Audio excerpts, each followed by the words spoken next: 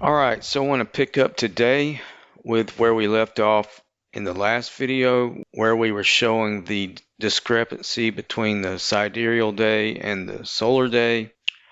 And I want to show another quick clip from the same video from Explaining Science called Equation of Time. When the Earth is closest to the Sun, it moves more rapidly in its orbit, and when it's furthest away, it moves more slowly. So now let's go out to the shop and see if we can explain this in a very simple and methodical way that even children could understand.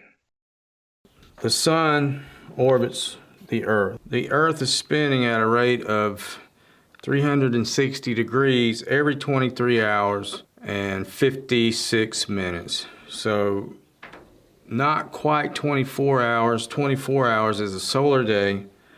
23 hours, 56 minutes is a sidereal day.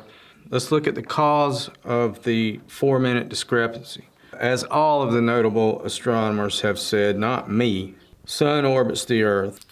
All right, so let's take a look at why that 4-minute discrepancy. Here's the viewer on Earth. Now, in 23 hours and 56 minutes, the Sun will have moved slightly. So the viewer is going to need to spend another 4 minutes to realign with the Sun. And the Sun and the Earth never stop. I mean, this is constant motion.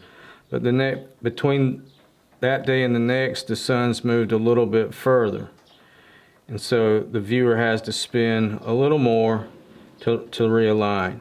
The Sun being so much larger than the Earth, when it moves 1 degree, it's moved the width of itself. In the opposite arrangement, the Earth would have to move 202 diameters. Anybody can see this is clearly the arrangement. By the same token, we don't need to invoke any changing speeds. We don't need the Earth to speed up. We don't need the Earth to slow down. We don't need the Earth's spin to change speeds. The Earth's spinning at a constant speed. The Sun is moving at a constant speed. What causes the Sun to speed up and slow down? It's a very simple trick of geometry. The Sun orbits the center. The Earth, the viewer, the point of view is offset. That is what eccentric actually means. It just means offset. The camera, our viewpoint, the observatories, man, isn't watching the Sun go around it from the center point. He's watching it happen a little bit below the center. So Occam's razor, what two things does this immediately take care of? Well, the apogee, clearly, was this further away, and the perigee. We've seen the apogee, we've seen the perigee. Why are we going to see an apparent speeding up and slowing down? Now, going from the center point, this is the center point of the Sun's orbit, and we're going to go out to the extremes here. We're going to go out to the node here, and the node here, and this node. As we can see, the chord lengths are the same, and this angle is a 90-degree angle, and this angle is a 90-degree angle. So at this point in time, if the Sun were circling around and we were here, we would not see any apparent change in speed because the angles do not change. So in this case, there's no near and far point from the center because they're equal. So the angles are equal. Now, if we adjust that angle to match the eccentricity, now we have two different angles.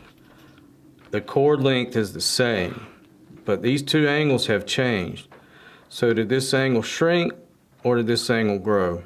Did this angle grow or did it shrink? Here's our original angle.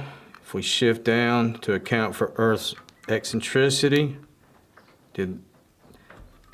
now that angle is no longer 90. It's grown. This is now a larger angle. Let's take a look at the upper half. We see that's a 90. If we stretch that out to here, we see this angle is no longer 90. It's smaller. That means this quadrant has a smaller angle than this quadrant. So, how does that affect what we see? When the sun moves through this portion of its orbit, the angle that it's moving through up here is smaller than the angle that it's turning through down here. This is a larger angle. This is a smaller angle. As the sun moves through this part of the orbit, speed hasn't changed, but since the viewer is closer to the sun, this part of the orbit will see the sun moving through a larger angle from the viewpoint of Earth, giving the illusion that the sun is moving faster. Larger angle, faster movement. On the other hand, as the sun moves through a smaller angle, it's going to appear to go slower.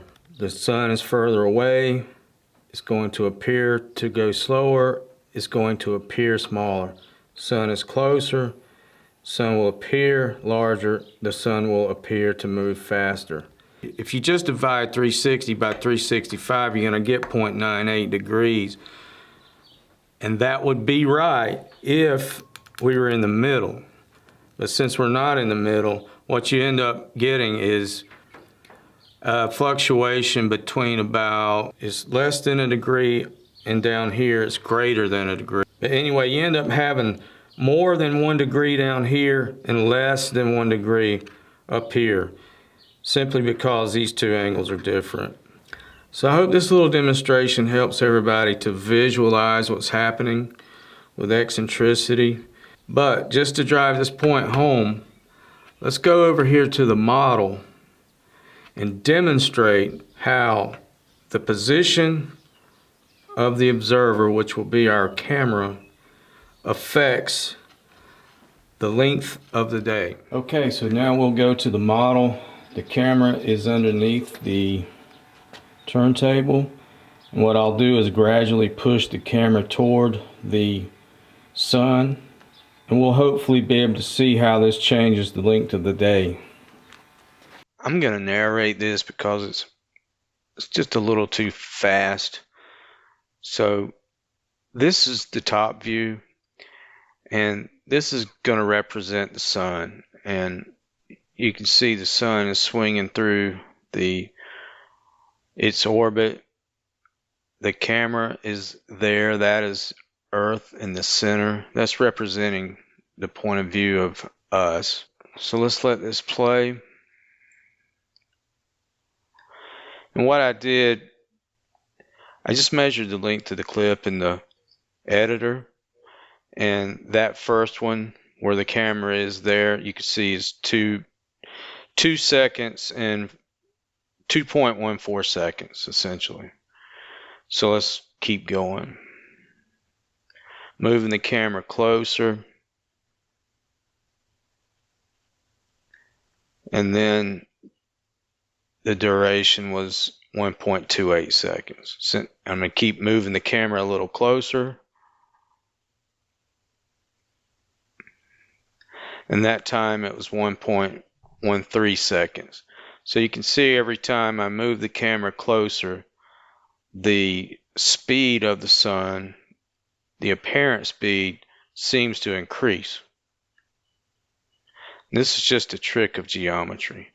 Now I'm going to go a little closer, and that flew by that time. So that was 1.02 seconds. And that should clearly demonstrate to everybody that the closer the object is to the viewer, the faster it's going to appear to go. Now we're just going to flip the camera around and do the same thing for the apogee.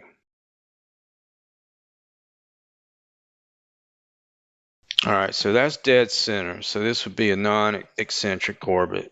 And you can see it's slower.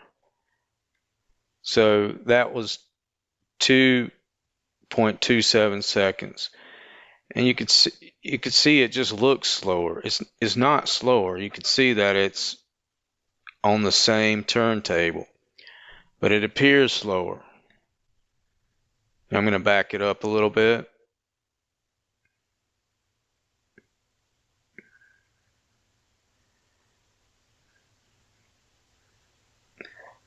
.09 seconds.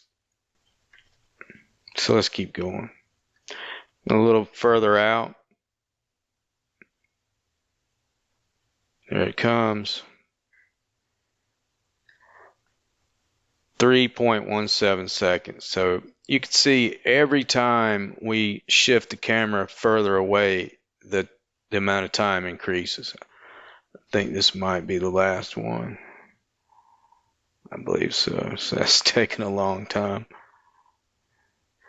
So as you can see, 4.04 seconds. So we went from like almost 1 second at the perigee to out to 4 seconds on the apogee. And the velocity of the sun and its orbit did not change speeds, but the viewer's location will have an effect on the apparent speed.